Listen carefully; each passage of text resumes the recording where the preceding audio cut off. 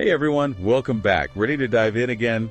Today, we're tackling biotechnology. Yeah, we're basically diving headfirst into the world of, where science fiction meets reality. Exactly. And to guide us through this amazing world, we've got an excerpt from a biology textbook. Yeah, we're going to try to break it down, make it fun. Okay, so first things first. What exactly is biotechnology? I mean, we hear the word thrown around a lot. Right. It's not just about those futuristic labs we see in movies, although I gotta admit, those are pretty cool. For sure. But it's really about using living things like microbes, plants, even animals, to create, things we need, right? Yeah, think life-saving drugs, those diagnostic tests you hear about, even crops that can, thrive in crazy weather conditions. It's all biotechnology. It's mind-blowing. But how does it all actually work? What's the process like? So imagine, it's kind of like building a complex machine, but instead of metal parts, we're using, living organisms. Okay, I'm intrigued. The textbook breaks it down into three main areas. First, you gotta find the right worker for the job. Think of it like finding a microbe or an enzyme that can do something specific, like a tiny specialist. Exactly. Okay, got it. So we found our specialist. What's next? Well, just like any specialist, they need the right tools and environment, right? So we have to create those perfect conditions for these little guys to do their thing. So it's like setting the stage for these biological wonders to work their magic. You got it. And once they've done their thing, we've got this process called downstream processing. Basically, it's about extracting and purifying whatever valuable stuff they've made. So we're taking the raw output and refining it into something useful. Makes sense. Now, I want to shift gears a bit and talk about how biotechnology is changing the game for agriculture. Right, because feeding the world is kind of important. Understatement of the year. Remember learning about the Green Revolution? New farming methods, new crop varieties, huge boost in food production. Yeah, but it wasn't all perfect, right? Lots of chemical fertilizers, pesticides. True. And traditional breeding, that takes time. Like waiting for a tree to grow from a seed.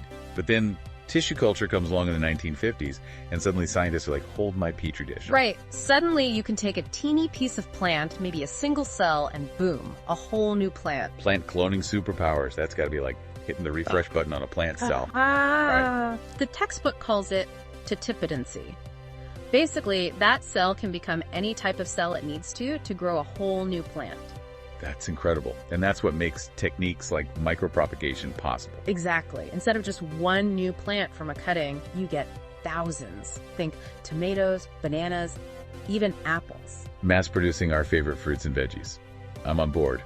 But can scientists take it even further? Like mix and match, blend the best parts of different plants? They can. It's like, what if we could combine, the sweetness of a strawberry with, say, the juiciness of a mango? Okay, now you're just making me hungry. But seriously, is that even possible? It is. With tissue culture, we can create these plant hybrids, merging different species. It's like, imagine a tomato-potato plant. A pomato. I've heard of those, didn't they? Not quite work out as planned. Yeah.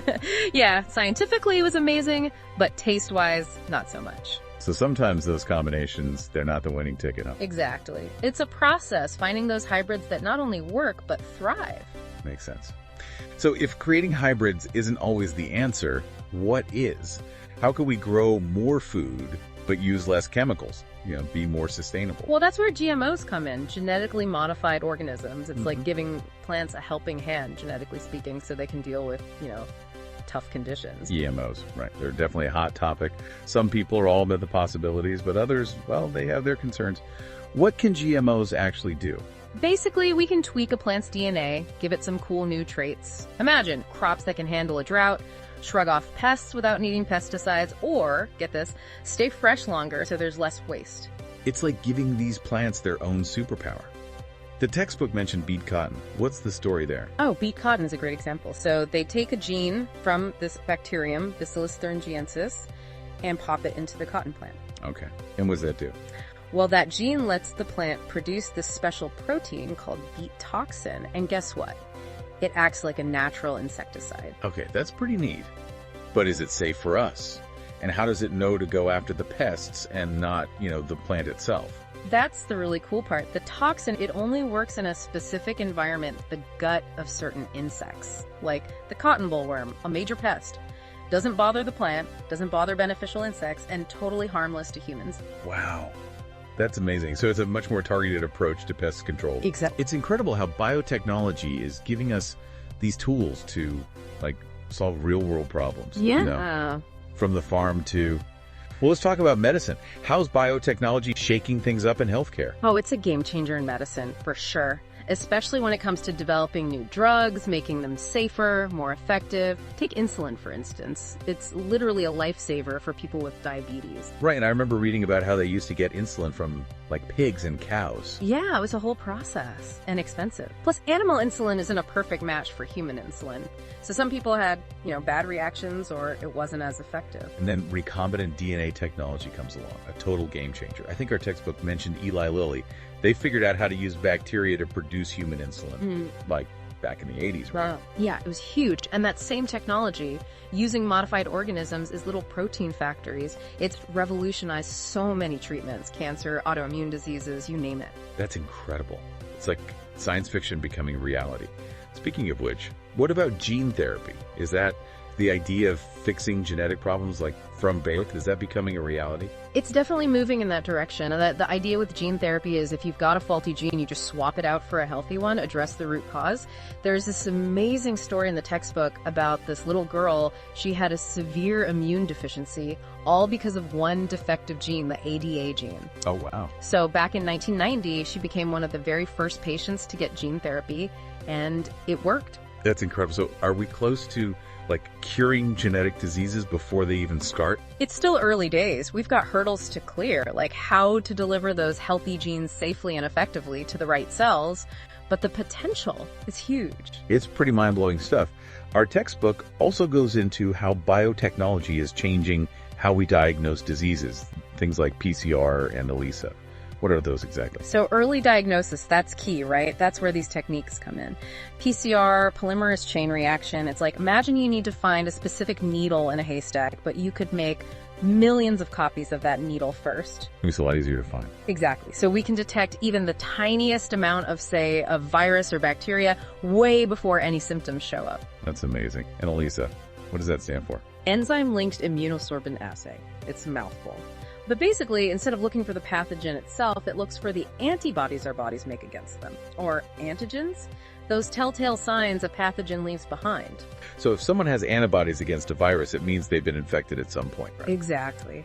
ELISA is really useful for diagnosing all kinds of infections, from HIV to hepatitis. It's incredible how biotechnology is giving us these tools, not just to treat, but to catch diseases early on. It's like having a whole new arsenal to improve human health. But with any powerful tool, we've got to talk about the ethical side of things, right? It's like we're standing at the edge of this incredible new world with biotechnology, but I got to imagine it comes with, its own set of challenges and questions. Oh, absolutely. We can't just throw these powerful tools around without thinking about the bigger picture, like releasing genetically modified organisms into the environment. Right, because what if there are consequences we haven't even thought of? Exactly. It's about finding that balance, innovating, but doing it responsibly. And it's not just about the environment either, right? There's the whole issue of fairness and equality. Making sure these technologies are accessible to everyone.